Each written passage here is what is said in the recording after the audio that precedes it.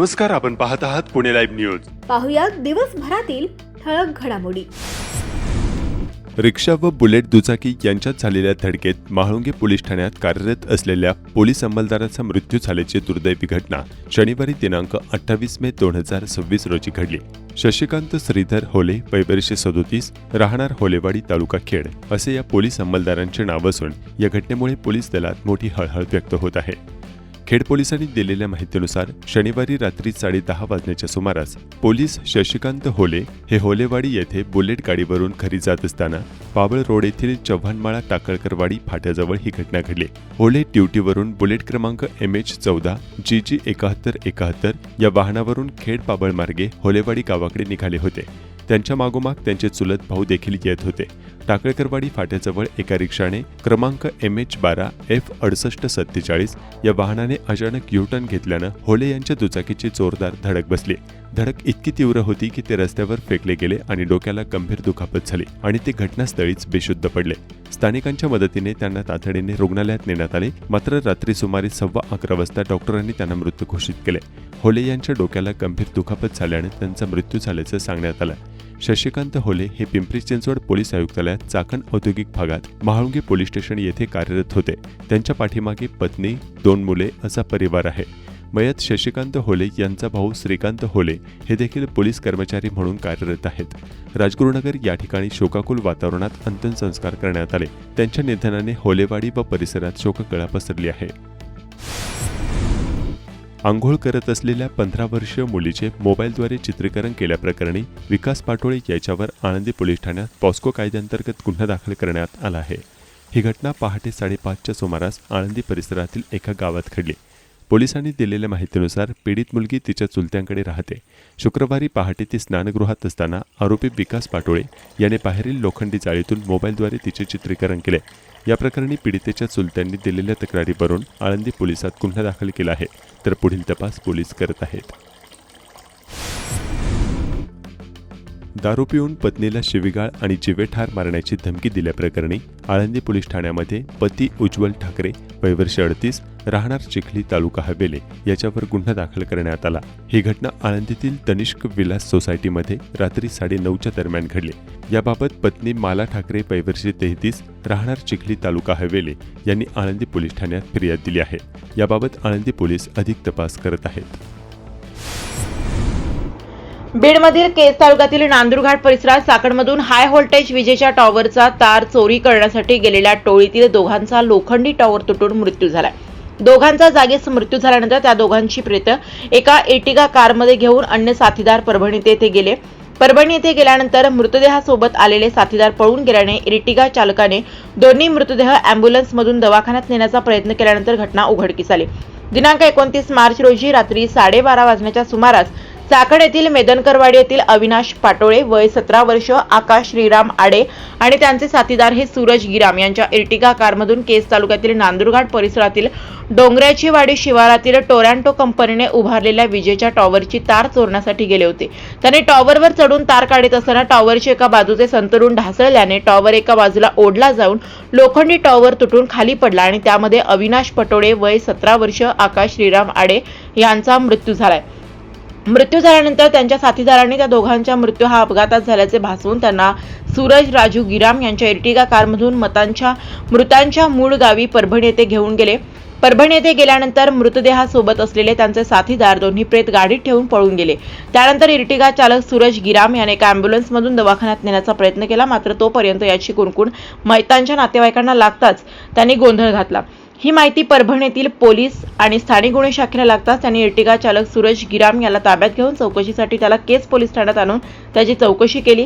केज पोलिसांनी घटनास्थळी पाहणी केली. यावेळी तिथे रक्त आणि त्याच्या पायातील पादत्राणे व इतर साहित्यासह व पाण्याच्या बाटल्या आढळून आल्या आहेत. या प्रकरणी गुन्हा दाखल करण्याची कार्यवाही सुरू असल्याचे समजते.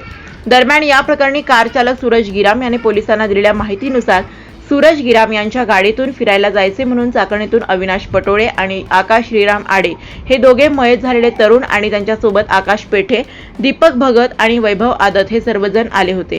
येथे आल्यानंतर चोरी करताना टॉवरवरून पडून अविनाश पटोळे आणि आकाश श्रीराम आडे यांचा मृत्यू झालाय. त्यानंतर रस्त्यावर अपघात झाल्याचे खोटे सांगून त्यांना परभणी येथे घेऊन गेले असल्याची माहिती मिळाली आहे. घटनास्थळी बीड येथील फॉरेन्सिक पथकाने भेट देऊन रक्तमिश्रित माती आणि पुरावे याचे नमुने ताब्यात घेतले आहेत. भाडे करार केला नाही तसेच भाडेकरूंची माहिती पोलीस ठाण्यात सादर न करता बांगलादेशी नागरिकांना आश्रय दिला या प्रकरणी उत्तर महाळुंगे MIDC पोलिसांनी 2 घरमालकांवर गुन्हे दाखल केले आहेत. घरांमध्ये मैखेरुल इस्लाम आणि इद्रिस गाजी हे 2 बांगलादेशी व्यक्ती राहत असल्याचे आढळून आले. श्रीकांत बोत्रे राहणार खालुंबरे तालुका खेड आणि सुरेखा कांबळे राहणार महाळुंगे इंगळे अशी गुन्हा दाखल झालेल्यांची नावे आहेत. पोलीस आयुक्तांच्या आदेशानुसार घरमालकांनी आपल्या भाडेकरूंची माहिती पोलीस ठाण्यात देणे बंधनकारक आहे. मात्र या घरमालकांनी आदेशाचे उल्लंघन करून माहिती लपवली. तपासणी दरम्यान हे बांगलादेशी नागरिक बेकायदेशीरित्या वास्तव्य करत असल्याचे आढळले. माऊलींच्या पालखीचे 8 जुलैला पंढरीकडे प्रस्थान. संत श्रेष्ठ ज्ञानेश्वर महाराज पालखी सोहळ्याचे यंदा 8 जुलै 2026 रोजी आळंदीतून पंढरपूरकडे प्रस्थान होणार आहे. 24 जुलैला पालखी पंढरीत पोहोचेल तर 25 जुलैला आषाढी एकादशीचा मुख्य सोहळा होईल असा निर्णय घेण्यात आलाय. आळंदी देवस्थानचे विश्वस्त आणि दिंडी समाज संघटनेची बैठक पालखी सोहळा मालक राजाभाऊ आरफळकर यांच्या अध्यक्षतेखाली झाली. यावेळी सोहळा प्रमुख ॲडव्होकेट राजेंद्र उमाप, प्रमुख विश्वस्त डॉक्टर भावार्थ देखणे, योगी निरंजनाथ चैतन्य महाराज यांच्यासह मानकरी दिंडी प्रमुख उपस्थित होते. प्रस्थानचा पहिला मुक्काम आळंदीतच असेल. सोहळ्याच्या वाटचालीत परंपरेनुसार 3 उभे आणि 4 गोल रिंगण होतील. समाज माध्यमांवर प्रसारित होणाऱ्या वारीच्या चुकीच्या वेळापत्रकावर वारकऱ्यांनी विश्वास ठेवू नये असे आवाहन देवस्थानने केले आहे. खेड तालुक्याच्या पश्चिम भागात सह्याद्रीच्या डोंगर रांगातील रब्बी हंगामातील विविध कडधान्यांची काढणी झाल्यानंतर या भागातील शेतकऱ्यासह महिलांना काहीशी उसंत मिळाली आहे. आता रब्बी हंगामात कडधान्याच्या उफणणीची कामे, शेती बांधावरील गवत पेटवून भात खाचरांची शेतीची मशागतीच्या कामांना सुरुवात करण्यात आली आहे. मागील वर्षी मे महिन्यात 9 मे पासूनच अवकाळी पावसाने सुरुवात केल्याने भात रोपे तयार करण्यासाठी शेतात राब भाजणी करताच आली नव्हती. भर पावसात भात रोपे तयार करावी लागली होती. यंदा भाताचे उत्पादन समाधानकारक आल्यामुळे शेतकरी वर्गात समाधान दिसत आहे. एप्रिल महिन्यापासून भात खाचरात भात रोपे तयार करण्यासाठी पालापाचोळा, शेणाची खांड टाकून जमिनीची राब भाजणी करण्यात येत असते. गेल्या वेळीचा अवकाळी पावसाचा अंदाज गृहीत धरून भीमाशंकर अभयारण्य परिसरात भात खाचरांच्या मशागतीसह राब भाजणीच्या कामांना वेग आल्याचे चित्र पाहावयास मिळत आहे. खेड तालुक्यात मागील काही दिवसापासून हवामानाचा विचित्र लपंडाव पाहायला मिळत असून जनता एकाच वेळी कडक ऊन आणि अनपेक्षित पावसाचा सामना करत आहे. खेड तालुक्यात तापमानाने 35 अंशाचा टप्पा ओलांडलाय. कडाक्याच्या उन्हामुळे दुपारच्या वेळी रस्त्यांवर शुकशुकाट दिसत आहे. पाऊस, ऊन, उन्हाळा या निसर्गाच्या या लहरीपणामुळे एकीकडे नागरिक उकाड्याने हैराण झाल्यात तर दुसरीकडे बळीराजा पिकांच्या नुकसानीमुळे हवालदिल झालाय. मुंबई शहर आणि उपनगरातील विविध कार्यालयांमध्ये काम करणाऱ्या नोकरदारांना जेवणाचे डबे पोहोचवण्याचे काम करणारे मुंबईचे डबेवाले 30 मार्च ते 4 एप्रिल या कालावधीत सुट्टीवर जाणार आहेत. ग्रामदेवतेच्या उत्सवानिमित्त ही सुट्टी घेत असल्याचे मुंबई डबेवाला असोसिएशनकडून सांगण्यात आले. मुंबईतील नोकरदारांना जेवणाचा डबा पोहोचवण्याचे काम मुंबईतील डबेवाले करत आहेत. हे डबेवाले मुख्यतः खेड तालुक्यासह मुळशी, मावळ, आंबेगाव, जुन्नर, अकोला, संगमनेर भागातल्या गावांमधले आहेत. गावी असलेल्या जत्रा, शेतीच्या मशागतीच्या कामांसाठी दरवर्षी डबेवाले सुट्टी घेऊन गावी जात असतात. खेड तालुक्यातील बहुतांशी गावात ग्रामदैवत, कुलदैवताच्या यात्रा सुरू झाल्यात. चैत्र पौर्णिमेला निमगाव, दावडी, खरपुडी तसेच जेजूर येथील खंडोबाचे दर्शन घेण्यासाठी मुंबईतील डबेवाला कामगार 30 मार्च ते 4 एप्रिल या दरम्यान सुट्टीवर चालले असल्याचे मुंबई डबेवाला असोसिएशनचे अध्यक्ष सुभाष तळेकर यांनी सांगितले आहे. 30 मार्च पासून 4 एप्रिल पर्यंत मुंबईचा डबेवाला सुट्टीवर आहे. तळेगाव चाकण शिक्रापूर राष्ट्रीय महामार्ग क्रमांक NH 548D हा रस्ता विकसित करण्याच्या कामाचा अंतिम अध्यादेश सार्वजनिक बांधकाम विभागानं जारी केलाय. महाराष्ट्र राज्य पायाभूत सुविधा महामंडळामार्फत रचना करा, बांधा, वापरा आणि हस्तांतरित करा या तत्वावर हे काम होणार आहे.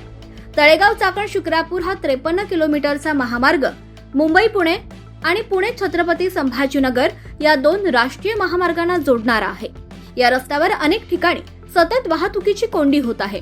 हे टाळण्यासाठी तळेगाव ते चाकण मार्गावर 4 पदरी उन्नत महामार्ग आणि जमिनी समांतर 4 पदरी रस्ता विकसित करणे तसेच चाकण ते शिक्रापूर मार्गात जमिनी समांतर 4 पदरी रस्ता महाराष्ट्र राज्य पायाभूत सुविधा महामंडळामार्फत विकसित करण्याची बाब शासनाच्या विचाराधीन होती.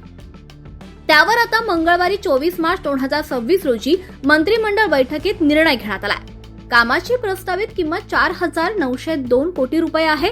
या कामासाठी मॉन्टे कार्लो लिमिटेड या कंत्राटदाराची निवड करण्यात आली आहे. तळेगाव ते चाकण 28.3 किलोमीटर अंतरात चौपदरी उन्नत बांधणी केली जाणार आहे. तळेगाव ते शिक्रापूर 53.2 किलोमीटर मध्ये जमिनी समांतर 4 पदरी रस्ता असणार आहे. तर 171 लहान जंक्शन तर 4 मोठे जंक्शन या मार्गावर उभी राहणार आहेत. डाव्या उजव्या बाजूने चढ उतार करण्यासाठी 4 रॅम्पही असणार आहेत. या रस्त्यावर जमिनीवर 2 आणि उड्डाण पुलावर 5 असे 7 पथकर वसुली नाके म्हणजे टोल प्लाझा असणार आहेत.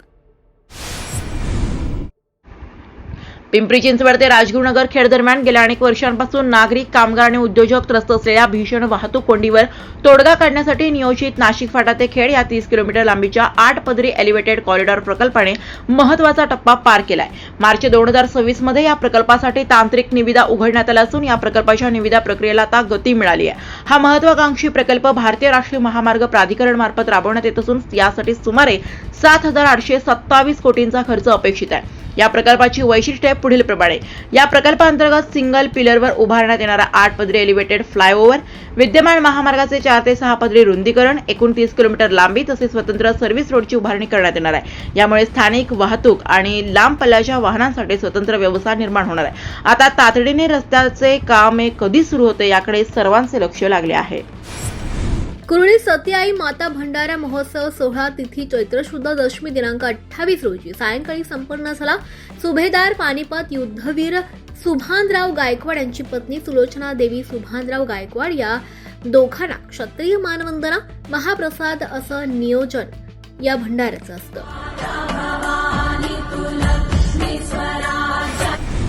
हुतात्मा राजगुरू सोशल फाउंडेशनच्या वतीनं दरवर्षीप्रमाणे यंदाही महिलांचा सखी मेळावा चंद्रमा मंगल कार्यालयात भरवण्यात आला.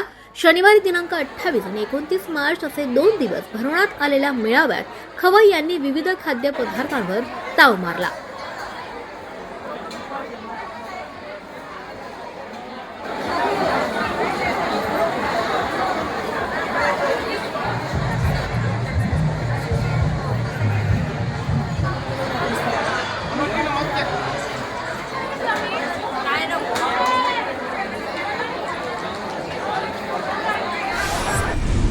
दावडी तालुका खेडकर प्राथमिक आरोग्य केंद्राच्या नवीन इमारतीचं बांधकाम सुरू असून त्या कामाची जिल्हा परिषदेचे गटनेते विजयसिंह शिंदे यांनी पंचायत समितीचे सभापती, उपसभापती व संबंधित अधिकाऱ्यांसमवेत प्रत्यक्ष पाहणी केली. खेड तालुक्यातील काळूस गावचे ग्रामदैवत काळभैरवनाथ महाराजांचा यात्रेत पालखी सोहळा हा मोठ्या दिमाखात साजरा झाला. 3 दिवस चाललेल्या काळूस तालुका खेड गावाच्या यात्रेत अनेक बैलगाड्यांनी सहभाग नोंदवला. सुप्रसिद्ध नर्तिका गौतमी पाटील यांच्या वाद्यवृंदाच्या कार्यक्रमास परिसरातील नागरिकांची मोठी गर्दी झाली होती.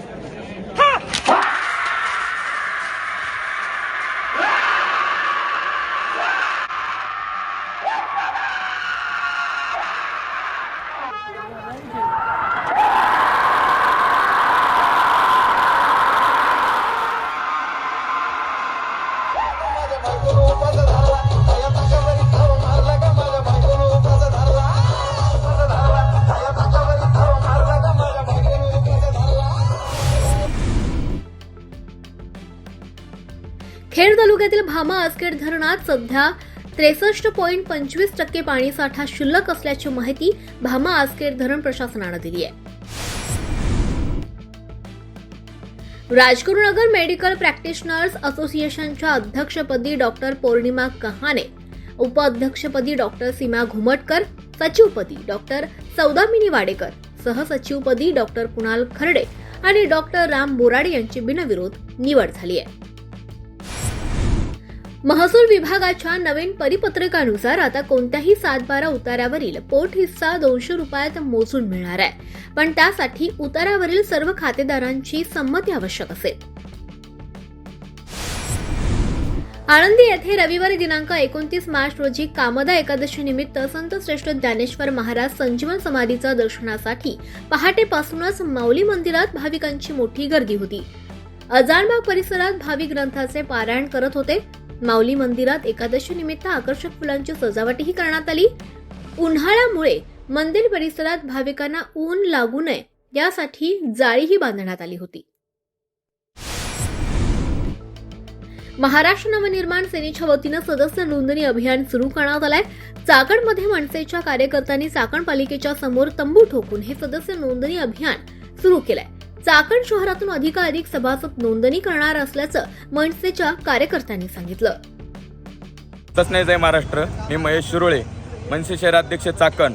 आज या ठिकाणी सभासद नोंदणी आपण या ठिकाणी कार्यक्रम आयोजित करण्यात आलेला आहे आणि काही दिवसापूर्वी माननीय राजसाहेब ठाकरेंनी रायगडावरती त्याचं ओपनिंग केलं होतं की बाबा सर्व तालुके, शहर आणि जिल्हे प्रत्येक ठिकाणी सभासद नोंदणी करून घेण्यात यावे. त्याचप्रमाणे साहेबांच्या आदेशाप्रमाणे आज आपण या ठिकाणी सभासद नोंद करून घेतोय. चाकण शहरामधनं अनेक या ठिकाणी कार्यकर्त्याच्या मोठ्या संख्येने उपस्थित आहे आणि आपण हा कार्यक्रम जवळपास टार्गेट ठेवलं आहे की 3 ते 4 हजार एवढे तरी आपले मनसे सभासद झाले पाहिजे आणि हे 100% होणार याची मी गवाही देतो. जय हिंद, जय महाराष्ट्र. नमस्कार, आपण पाहत आहात पुणे लाईव्ह न्यूज.